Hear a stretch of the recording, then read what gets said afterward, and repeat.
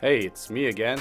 Welcome back to another video from GLB Studios, and in this video we're going to go over how to put a gearbox assembly into this Metabo drill. Today I'd like to welcome my tech Dan. He's going to be actually the gentleman in this video that's going to be doing this repair.